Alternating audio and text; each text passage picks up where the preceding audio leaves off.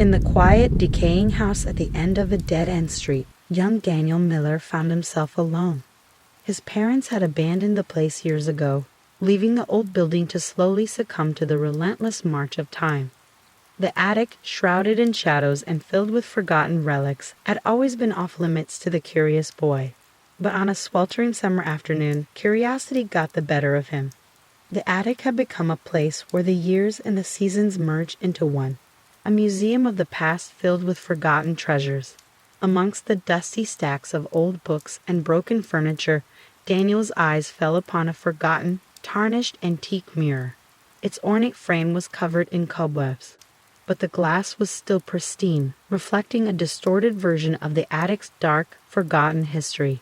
When Daniel gazed into the mirror, his reflection didn't quite match his own movements. It was as if there were a brief delay, a hesitation, in the mirror image. He waved his hand, and the reflection mimicked him, but not perfectly.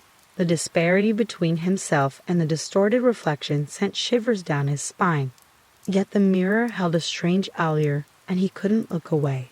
As the days passed, Daniel spent more and more time in the attic, drawn to the mirror. His reflection in the glass seemed to take on a life of its own, sometimes making gestures and expressions that Daniel had not intended. The mirror became a portal to a twisted reality, a parallel world that mirrored his own, yet was inexplicably different. One night, as a thunderstorm raged outside, Daniel stood before the mirror, his reflection seemingly free from his control. It smirked malevolently and beckoned him forward. Daniel reached out, his fingers trembling as they made contact with the cold glass. He was pulled into the mirror, his body melting into the distorted reflection. Inside the mirror, Daniel found himself in a nightmarish version of the attic, where the twisted and grotesque mirrors of his toys surrounded him. His reflection, now fully animated, grinned menacingly. It was clear that the mirror held his essence, his identity, and it was not willing to relinquish it. "What are you?" Daniel whispered, his voice trembling.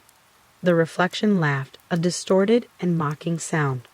"I am you, and you are me. But I am the part of you that you hide from the world, the part that longs for chaos and darkness."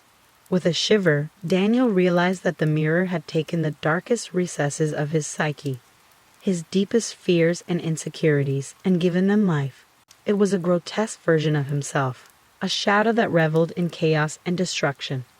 The battle for control over his own identity began.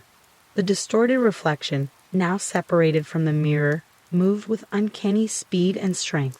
It whispered vile suggestions in Daniel's ear, urging him to embrace his darkest desires. It was a relentless and malevolent force that sought to consume him, to take over his life.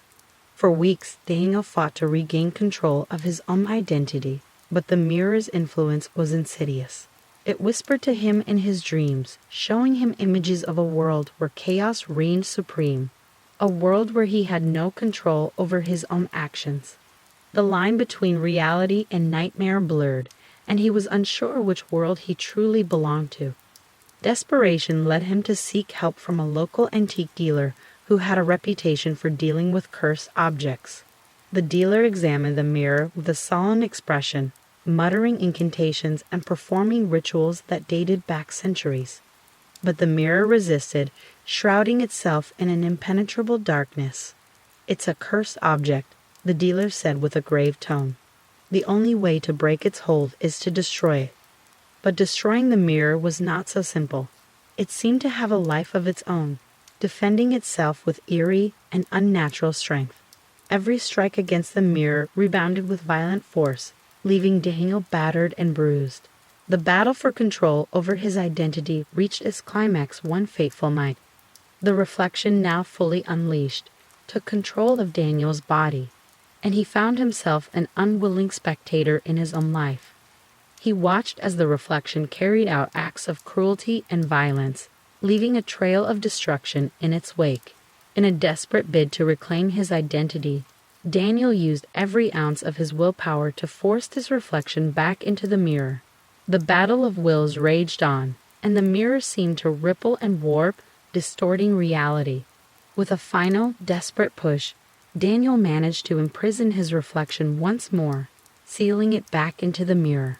Exhausted and shaken, Daniel watched as the mirror returned to its dusty corner in the attic, its frame once again covered in cobwebs.